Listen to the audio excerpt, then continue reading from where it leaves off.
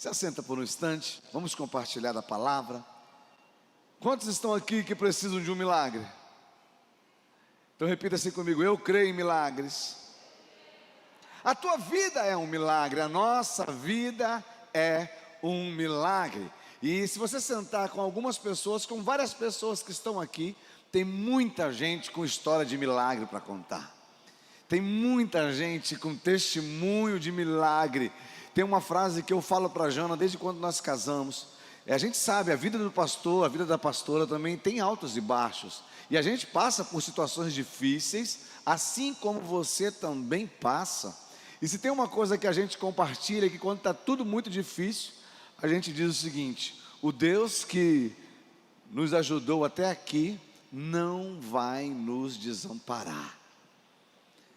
O Deus que está conosco, Ele é fiel para nos guardar. Da outra vez vocês me deram um banho, né? Tem que virar. Amém? Abra a palavra do Senhor no livro de Lucas, no capítulo 7. Lucas capítulo 7, do versículo 17 ao do versículo 11 ao 17. Revista atualizada que eu estou usando, tá?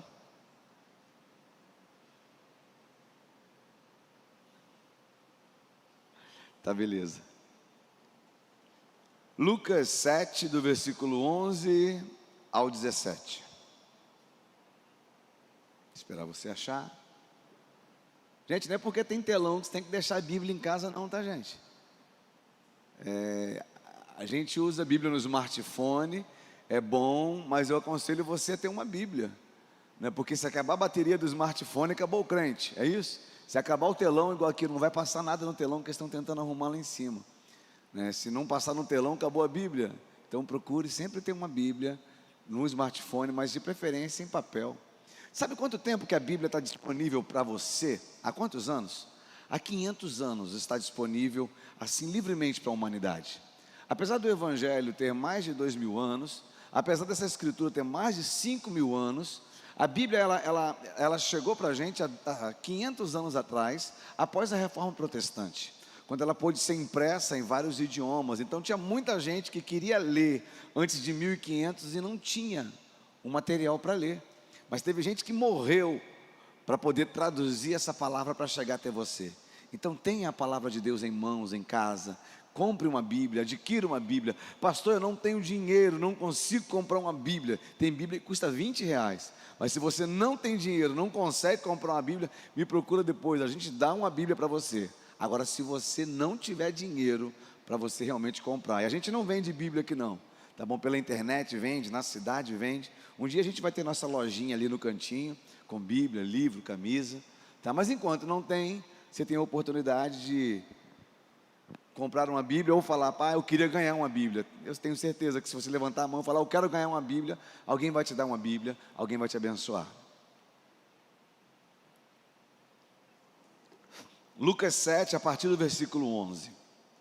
A palavra do Senhor diz assim: em dia subsequente, dirigia-se Jesus a uma cidade chamada Naim, e iam com ele os seus discípulos e numerosa multidão.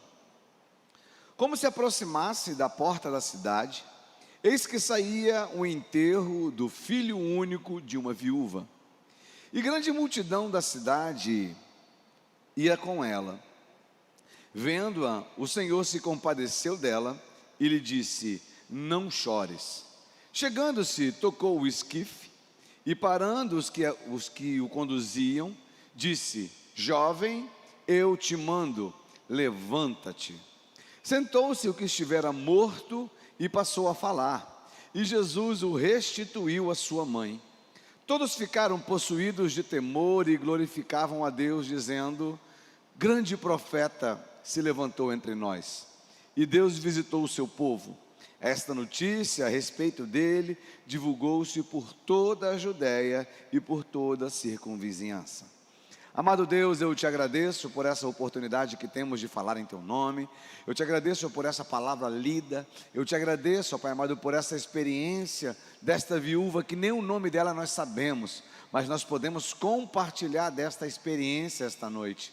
Te peço, Pai, que o Senhor visite seu povo esta noite, que o Senhor fale profundamente ao coração da tua igreja. Nós clamamos pelo Senhor, nós pedimos para o Senhor, venha com misericórdia esta noite sobre nós. Eu faço esta oração, Pai, crendo no Senhor, em nome de Jesus, amém e amém. Bem, alguns ditados dizem, eu só acredito vendo. Tem coisas que a gente conta para as pessoas, que as pessoas simplesmente duvidam daquilo que a gente está falando. Vivemos num tempo de tanto conhecimento, porém de alguma incredulidade. A gente consegue entender que as pessoas procuram explicar tudo aquilo que não é explicado. Ontem no nosso treinamento, foi ontem no treinamento de líderes, nós citamos, uma pessoa citou acerca de um vídeo de uma menina que foi curada, ela era cadeirante, e esse vídeo circula pela internet, e essa menina foi curada, e foi até a Andresa que falou, cadê a Andresa? Está ali. Eu estava mostrando esse vídeo para ela há alguns anos, e ao vivo, as pessoas filmando, todo mundo em roda dela, orando para que ela fosse curada. E quando ela se levanta da cadeira de roda, há uma festa tão grande na igreja, as pessoas começavam a gritar, começavam a pular, glorificar o nome do Senhor. Mas de repente chega alguém perto da gente, que não estava dentro do contexto do vídeo que a gente estava assistindo, vê a menina levantando da cadeira de roda e diz, é armação. No mínimo é alguma falcatrua. A gente entende que na sociedade hoje, muitas pessoas tentam forjar a manifestação do poder e do agir de Deus. Hoje, você consegue entender que muitos profetas, eles foram ridicularizados, eles são ridicularizados e até mesmo menosprezados, porque qualquer um se torna profeta hoje e diz, assim diz o Senhor, mas diz em seu próprio nome. A gente entende que tem gente que se diz ser usado e na realidade ela usa do nome do Senhor para atingir, para conseguir benefício próprio. E de uma certa forma isso fere, né, fere a igreja na atualidade. Quando eu era criança, as duas instituições mais bem quistas, as duas instituições mais bem faladas eram o exército, as forças armadas de um modo geral, né, e a igreja. E a gente percebe que nos últimos anos, as forças militares, elas foram defamadas, elas foram simplesmente sucateadas, e a igreja, por causa de maus exemplos e por causa de ideologias, a igreja ela se tornou um motivo de escárnio em muitos locais, em muitos lugares. E eu digo para você que todo mundo hoje, a grande maioria no Brasil hoje se torna cristão, mas não um cristão autêntico, se torna um cristão que não é relevante também. Temos um país hoje que se diz protestante, que não protesta contra nada. Temos um país hoje que se diz cristão, mas que não manifesta de fato a essência de Cristo. E quando você vê a manifestação de Cristo na vida de alguém, algumas pessoas olham e dizem o seguinte, é armação, é falcatrua, você pode ter certeza de que tem algo de errado nisso aí. Perdão, gente. E eu disse agora há pouco que às vezes é tão difícil fazer as pessoas acreditarem no milagre. É tão difícil você compartilhar com algumas pessoas experiências que você viveu e as pessoas não acreditarem exatamente naquilo que você está dizendo. E às vezes o nosso coração mesmo diz, será que vale a pena compartilhar? Será que vale a pena dividir? Eu e Janaína, nós vivemos um tempo muito gostoso, quando a gente tinha uma loja no centro da cidade, né, e muitas pessoas que estão aqui visitavam a nossa loja lá. Muita gente foi curada naquele lugar, fisicamente e curada no espírito, curada na alma. Deus usava aquela condição pra gente que a gente vivia, para poder tratar a vida de muita gente. E é tão gostoso quando você encontra com alguém que tem uma história de milagre para contar acerca daquele tempo. Só que quando a gente contava daquilo que a gente vivia, para muita gente, tinha muita gente que dizia, estão contando para valorizar o ego, estão contando para se engrandecer, estão contando para querer chamar atenção. Mas eu digo para você que todo milagre serve para exaltar e glorificar o nome do Senhor. Eu acho que você não entendeu. todo milagre serve para exaltar e glorificar o nome do Senhor. Quando eu digo isso, é porque você precisa olhar para a sua vida e tentar entender a condição que você está vivendo. Se eu perguntar a você, quantos querem glorificar o nome do Senhor aqui? Eu tenho certeza que muita gente ia levantar a mão e ia dizer, eu quero glorificar o nome do Senhor através da minha vida. Mas para que isso aconteça na sua vida, é necessário que você entenda que a circunstância que você está passando não é para a sua morte, não é para a sua vergonha. Se você crê, o que você está vivendo hoje é para glorificar o nome do Senhor. Tem gente que está aqui que hoje está vivendo no cumprimento da promessa, no cumprimento de milagres que um dia foram lágrimas. Tem gente que hoje que está aqui e as suas risadas, a sua alegria, ela está embasada nas lágrimas que você chorou lá atrás pedindo para Deus mudar a tua sorte. Só que o que falta para a gente hoje é encontrar um coração agradecido para reconhecer que o que eu sou hoje é resultado do agir de Deus de toda uma vida. E eu costumo sempre fazer isso, eu desafio você a se lembrar do Egito que você vivia. Eu desafio você a se lembrar das vezes que você chorou e sofreu até pouco tempo atrás e Deus atendeu a tua oração. Quem tem motivos para glorificar o nome do Senhor? Quem vive hoje cumprimento de promessa, cumprimento de milagre? Ei, a tua vida é um milagre. Diz para quem está perto de você, olhando para você, eu vejo um milagre. Só que a gente tem a terrível mania de glorificar a Deus momentaneamente nos milagres adquiridos. A gente ora, faz campanha, jejua, ora, pede, chama para orar pela gente. As pessoas oram, a gente ora, Deus manifesta a sua mão. Você se alegra na hora, daqui a pouco você pega esse milagre, coloca na prateleira e fala, eu preciso agora orar e chorar por outro milagre. Eu preciso agora clamar por outra coisa. Parece que aquilo que você recebeu já não é suficiente para dizer para você que Deus sabe o que fazer contigo. A gente está contando uma história, a gente não é contando uma história, nós estamos lembrando aqui a história de uma mulher, de uma viúva. Hoje em dia, Cláudio Duarte dizia isso, que viúvo não é quem fica, mas viúvo é quem morre, né? Porque quem fica viúvo por alguns dias e casa-se com outro, em alguns casos é feliz, outros não, e outros até mais feliz. Mas ele diz que a vida continua e viúvo é quem parte. Mas na condição aqui que nós estamos lendo, nessa história aqui, falava acerca de uma viúva. E as viúvas, neste tempo, elas tinham alguns direitos. Direitos de depender de alguém para sustentar e para zelar pela vida dela. Uma viúva, quando o marido morria, o filho mais velho, ele era responsável pelo sustento da sua mãe. O filho mais velho, ele era responsável para dizer para ela, não vai te faltar nada, nunca me faltou nada na minha infância, então não vai te faltar nada na tua velhice, eu vou zelar por você até o último dia. Mas também existia uma outra abertura, que se o irmão do marido que morreu, ele teria também, se o filho não tivesse condições de sustentar, se aquela mulher passasse por necessidade, o marido teria a obrigação de assumir, o irmão do marido, de assumir aquela viúva e tornar ela alguém que não fosse necessitada, alguém que fosse sustentado. Só que a gente está lendo um texto da morte do filho mais velho e, aliás, do único filho de uma ainda viúva. Não, ela não tinha casado de novo, não tinha ninguém sustentando, mas ela tinha um único filho, um único sustento, uma única esperança, e essa única esperança se foi.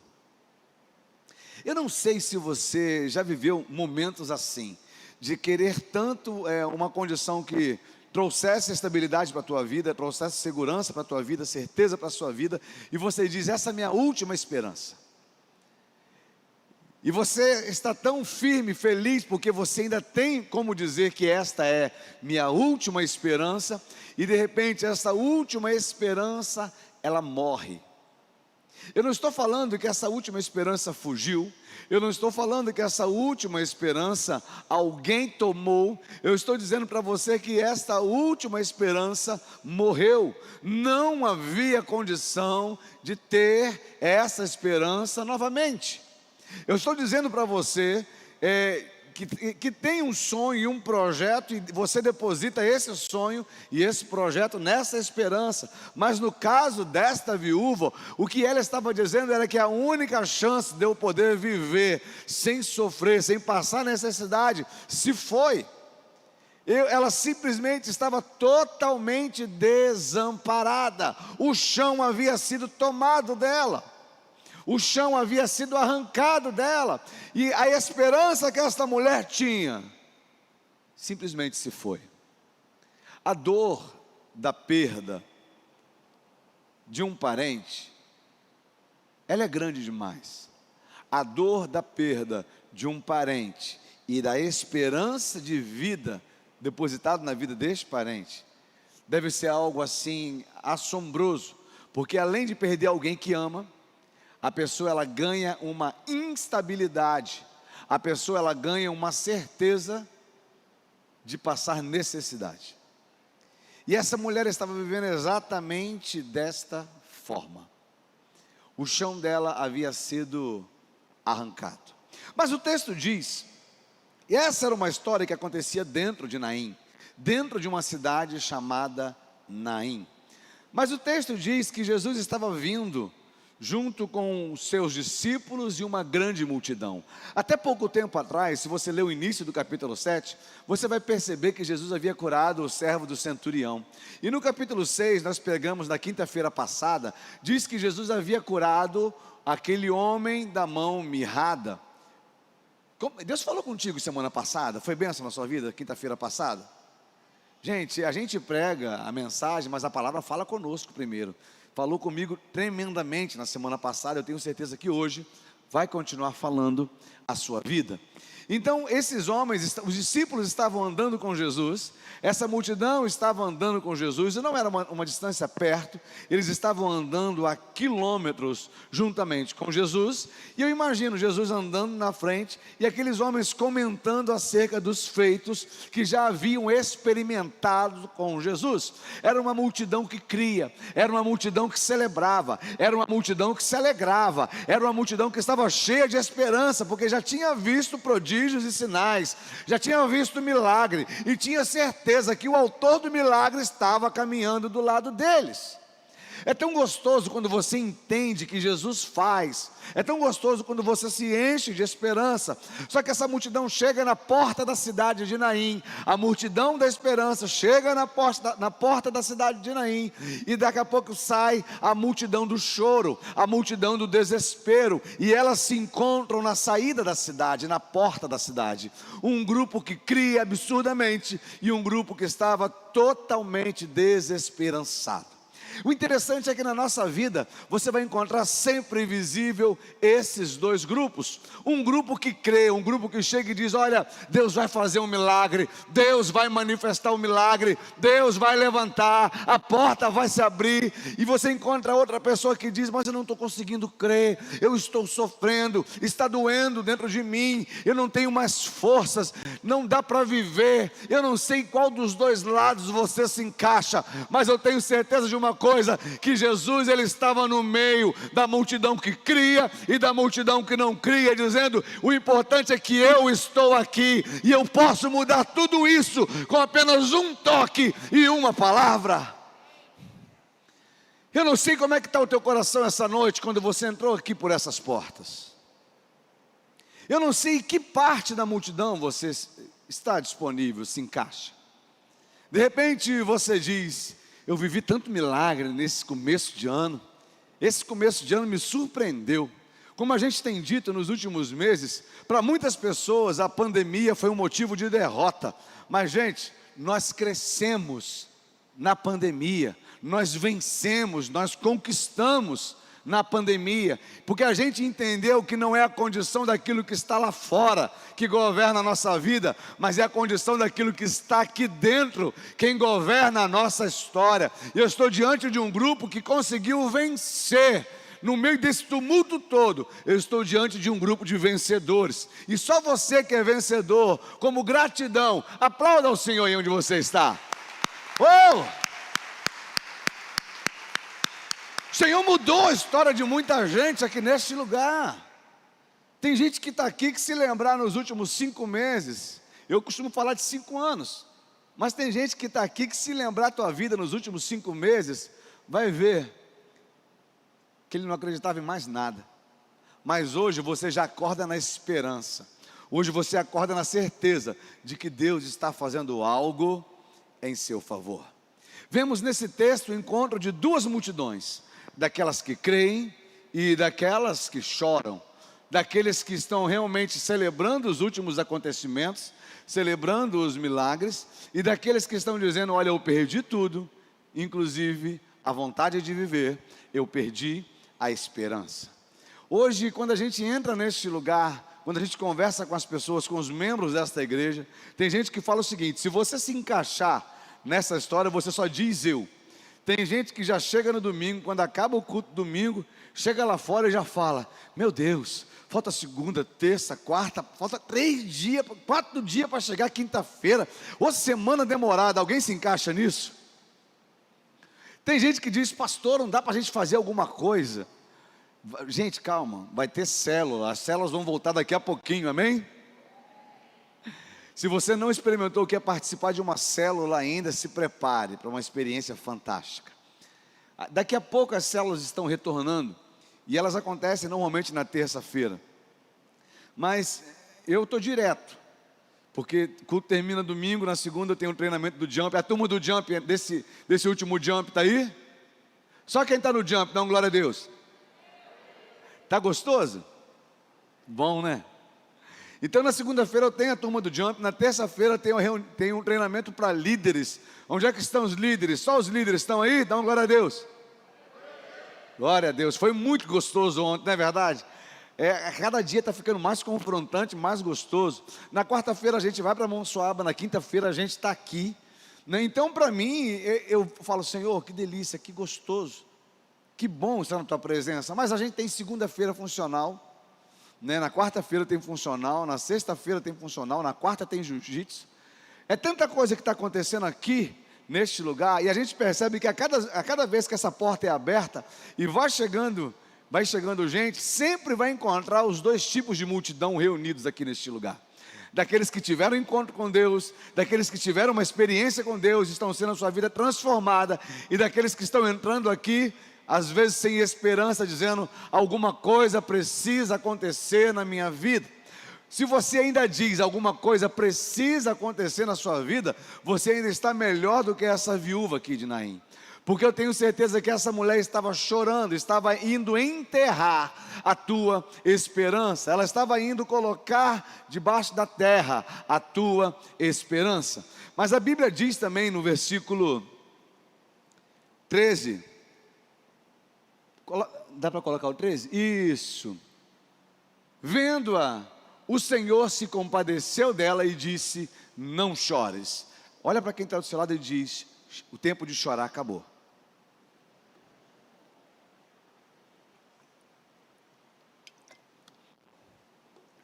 Quando você ouve essa palavra, o tempo de chorar acabou, para você soa ruim ou para você soa legal, bom? Por quê? Porque tem gente que gosta de chorar. Tem gente que simplesmente vê a condição, ela se amarra naquela pedra, você não precisa nem amarrar a pedra nela, ela se amarra, ela abraça na pedra e pula no rio. Tem gente que se vê diante dessa condição e ela se lamenta, e ela simplesmente, ela faz de tudo para que as pessoas sintam misericórdia, sintam pena dela. Tinha um personagem, né, que num desenho animado antigo, não é do tempo da Jade, mas é do tempo da Amanda, né, que falava: ó céu, ó vida, ó azar, né? Alguém lembra disso? Né? Qual o nome dele mesmo? É o Hard, como é? É uma hiena que ao invés de sorrir, tinha que chorar. O interessante é que era uma hiena, e a gente conhece que a hiena na natureza, ela é conhecida pelo seu barulho tipo risada. Mas no desenho era uma chacota, era um animal feito para sorrir, mas que só vivia se lamentando. Eu posso comparar isso com um crente. Porque o crente, ele não foi feito para se prostrar diante da derrota. O crente foi feito para se prostrar diante de Deus. E você foi chamado para governar, você foi chamado para se alegrar, você foi chamado para conquistar. Mas tem muito crente que não consegue admitir isso, e ele se prostra diante de tudo isso, e ele começa a chorar, a murmurar, e as coisas nem aconteceram. E o céu parece que está fechado para ele. Dá uma olhada para essa pessoa e diz assim, para quem está do seu lado: chega de chorar. William Shakespeare, ele tem uma frase na poesia O Menestrel, que ele diz o seguinte: olha, a vida não vai parar para você juntar os cacos. A gente precisa ser bem enfático com esse tipo de coisa. Ei, papai e mamãe vai durar até o tempo que você ficar dentro de casa. Saiu de casa, filhinho, acabou. Você precisa entender que você precisa criar uma casca e falar: olha, se eu perder tempo chorando, eu vou perder tempo, eu vou deixar de lutar para conquistar aquilo que é meu por direito, aquilo que eu tenho por sonho, aquilo que eu tenho por vontade. Existem choros que são assim, de uma forma inevitável. O choro desta mulher era inevitável. E eu fico imaginando o que aconteceria na vida desta mulher se Jesus não tivesse ressuscitado o filho dela. Como seria o seu segundo dia de luto, o terceiro dia de luto, o quarto dia de luto, o quinto dia de luto? Tem gente que está aqui hoje, que está vivendo uma vida inteira de luto. O problema já foi e não consegue entender que já acabou, e que ninguém está perto de você para falar: levanta, eu vou te ajudar. É você que vai precisar, em algumas horas da sua vida, se colocar de pé e falar: Deus, hoje eu quero mudar minha história, me ajuda, me segura na tua mão. Olha, eu postei uma frase há 2 semanas atrás, eu quero repetir essa frase hoje. Tem horas que o teu chão vai sair, e você tem que ter uma certeza: é a mão dele que está te sustentando. Para quem é crente de verdade, o chão não te sustenta, mas é a mão do Senhor que te sustenta, é a mão do Senhor que te segura, é a mão do Senhor que te põe guardado, é Ele que te toma pela mão direita, te coloca num lugar seguro. A gente precisa aprender a encarar o problema de frente. A gente precisa aprender a olhar para a necessidade e saber que se eu não fizer alguma coisa no Senhor, o dia seguinte vai ser pior do que o dia anterior. A mulher que estava chorando, junto com toda a cidade, a palavra diz, o texto diz que a cidade ia com ela. É tão interessante, porque nesta hora, ninguém ia com ela dizendo: olha, a gente vai te sustentar. Ninguém estava com ela dizendo: olha, a gente vai arrumar um jeito. Mas o povo que estava com ela estava chorando junto com ela, lamentando a dor daquela mulher. E às vezes eu e você, nós temos à nossa volta pessoas que simplesmente estão tão sem fé quanto a gente. A gente às vezes procura recursos em pessoas que não têm esperança. Você já reparou que tem horas que você olha para o seu lado, para a direita e para a esquerda, tem gente pior do que você que está do seu lado e parece estar te botando para baixo? Tem hora que a gente vai querer se aconselhar com ninguém, com gente que não construiu, gente que não creu, gente que simplesmente abriu mão de tudo. Essa mulher estava cercada de uma multidão que estava chorando com ela, deixando de crer juntamente com ela. Mas a palavra diz, nesse texto que a gente leu, põe lá, deixa lá o versículo que eu pedi. No texto que nós lemos aqui, no versículo 11, diz que o Senhor olhou para ela e se compadeceu. Essa palavra compadeceu, a variação grega dela, a variação em grego desta palavra, dá o mesmo sentido à palavra intestino, que também tem uma puxada para a parte de entranhas, interna, algo de dentro. Quando Jesus olha para esta mulher, o que ele sente, o modo de se compadecer que ele se porta, ninguém falou nada, ele viu a dor desta mulher e algo dentro dele mexeu, algo dentro de Jesus doeu, algo dentro de Jesus se compadeceu. A dor daquela mulher foi sentida pelo Senhor, e essa ordem que ele dá para ela: não chores, não é uma ordem imperativa de quem está olhando falando: você está sem fé. Não, ele já havia reconhecido que não precisava nem fé para ela mais, porque já havia perdido, já havia se desfeito. Jesus, ele olha para a vida daquela mulher e ele entende que aquela mulher estava sofrendo a um ponto de que não havia mais nenhuma esperança naquele coração. Hoje, lendo essa palavra de tarde, eu cheguei para a Janaína e para a Gabriela e eu fiz uma pergunta. E eu quero fazer para você também. O que precisa ter em você para você viver o milagre? Me responda aí. Hein? Fé. Você precisa crer para viver o milagre, é isso que você está dizendo? Né? Agora pensa só, essa mulher estava chorando na porta da cidade, essa mulher creu alguma coisa? Essa mulher pediu alguma coisa? Essa mulher tinha força de falar alguma coisa, mas o que comoveu, o que compadeceu o coração de Jesus em relação a essa mulher, era o choro verdadeiro que essa mulher estava vivendo. O texto diz que Jesus olha para ela e ele se compadeceu dela. Ele não perguntou, você crê? Ele não perguntou isso. Ele olhou para ela e falou, mulher, não chora, porque hoje eu vim aqui, eu vou mudar a tua sorte. Não chora, você não me pediu nada, mas eu sei exatamente aquilo que você precisa. De repente você entrou aqui esta noite e diz, pastor, eu não consigo crer. Aí eu te pergunto, como é que está o teu coração? Está chorando? Está doendo? É verdade aquilo que você tem dito com as suas palavras, com as suas lágrimas? E de repente as pessoas têm dito para você, você precisa crer, você precisa crer, você precisa crer. E você diz, crer como? Se aquilo que eu tinha se foi. Até este momento aqui, Jesus não havia ressuscitado ninguém. Ressuscitar alguém era impossível. Jesus não tinha ressuscitado ninguém.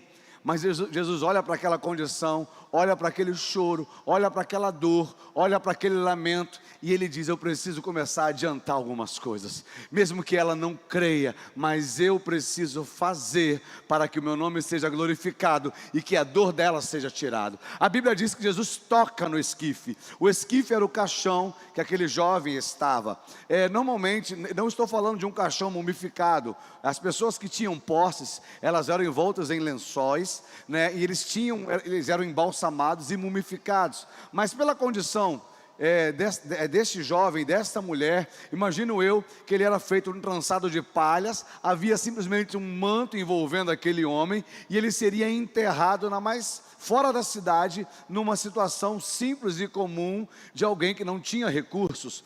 A Bíblia diz que quem toca num esquife, quem toca num caixão, ele se torna impuro, e ele por algum tempo, ele não pode mais entrar na sinagoga, não podia mais entrar no templo, ele era visto como alguém impuro. A multidão que andava com Jesus, era uma multidão que seguia essa cultura, que vivia essa cultura, era uma multidão que defendia ferrenhamente esta cultura. Eu imagino aquela multidão que cria, olhando para Jesus, se compadecendo daquela mulher, e vendo Jesus erguer a mão em direção ao caixão.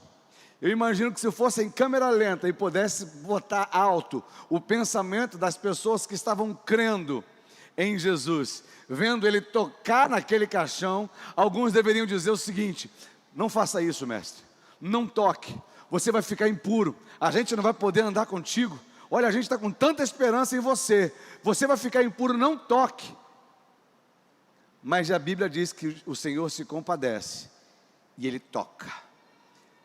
O interessante é que o puro toca no impuro e torna o impuro vivo e puro novamente.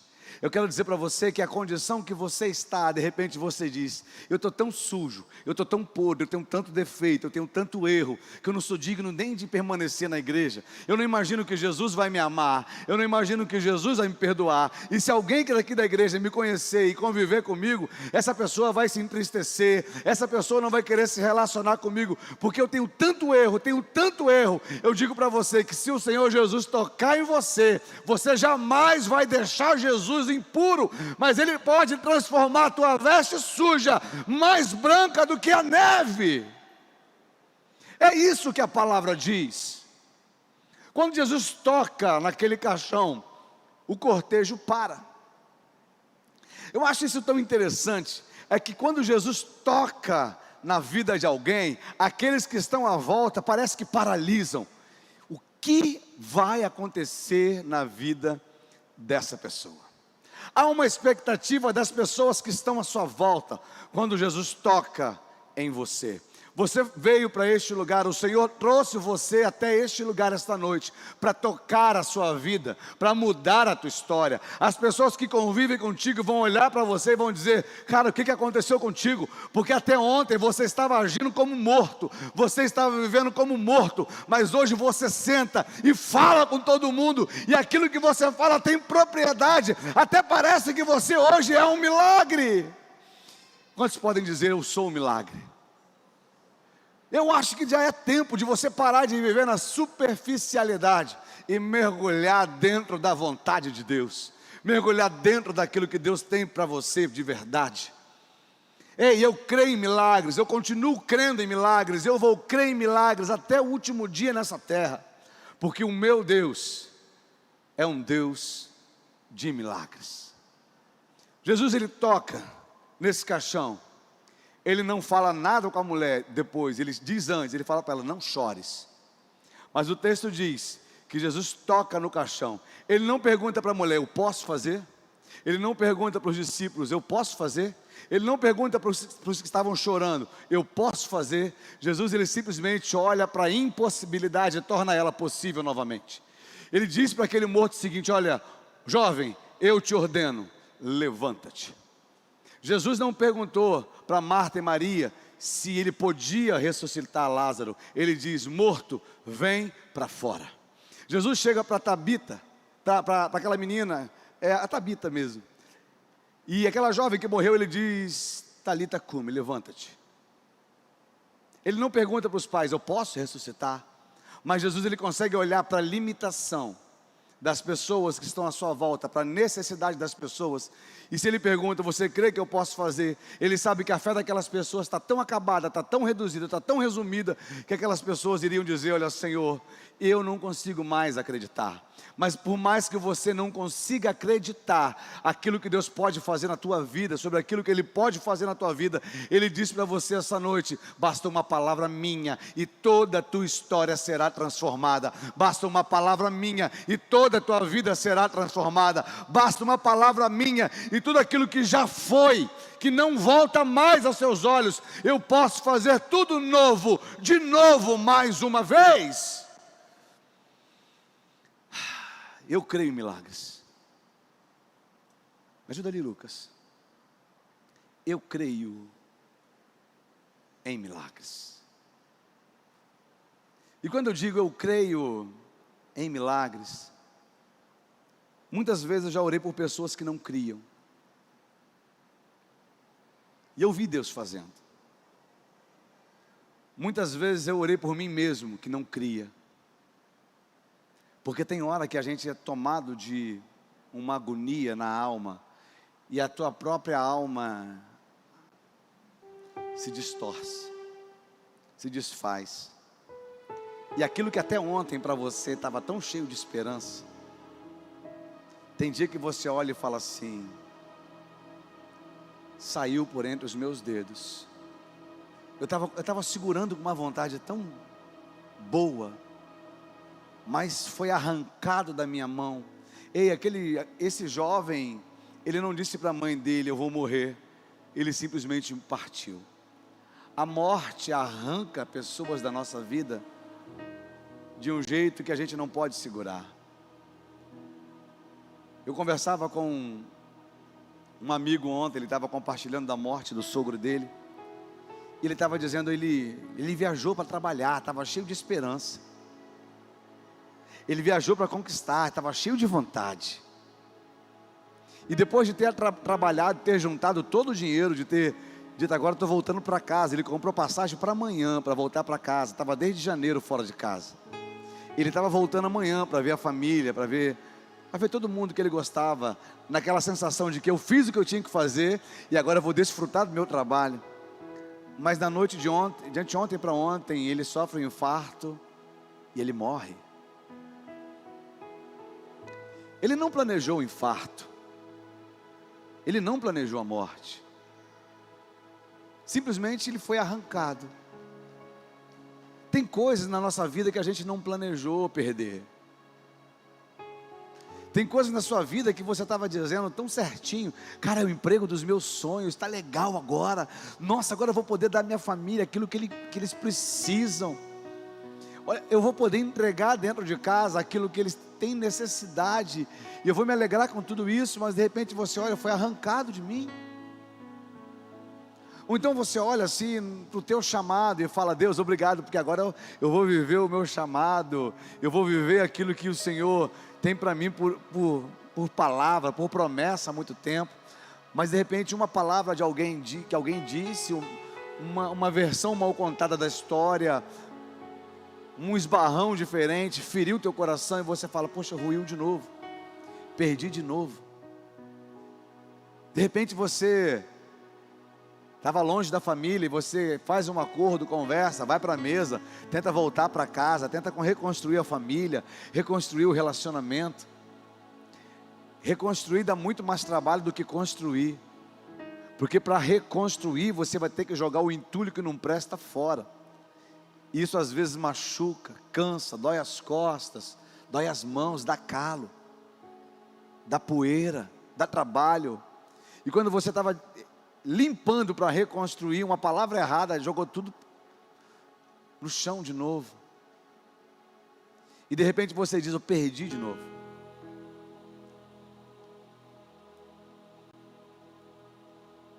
Jesus olha para aquela mulher e ele entende que havia sido arrancado dela a esperança. E ele se compadece e ele devolve a ela aquilo que havia sido arrancado. Eu não sei o que arrancaram de você. Eu não sei o que a vida, o que pessoas tomaram da tua mão. De repente você faz assim com a tua mão, dá uma cheiradinha assim, ó. De repente você ainda tem o cheiro na tua mão daquilo que você tanto amava. E você diz: Senhor,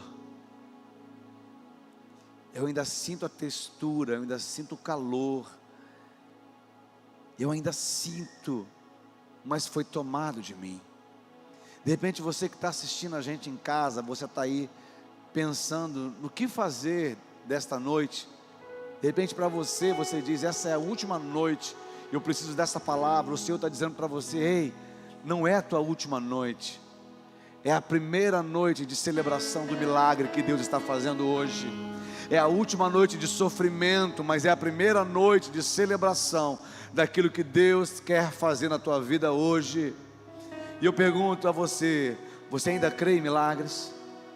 Eu creio em milagres, mas por mais que você ainda não creia, o Senhor diz para você essa noite: filho, eu é que sei que pensamentos têm a teu respeito. Eu já planejei tudo a teu respeito. Você só precisa vir a mim. Você só precisa se entregar, se lançar e confiar na minha mão. Eu sei o que fazer contigo. Eu sei o que fazer contigo. Eu sei o que fazer contigo, diz o Senhor. A Bíblia diz que quando Jesus olha para esse garoto e diz: jovem, eu te ordeno, levanta-te. Aquele menino, ele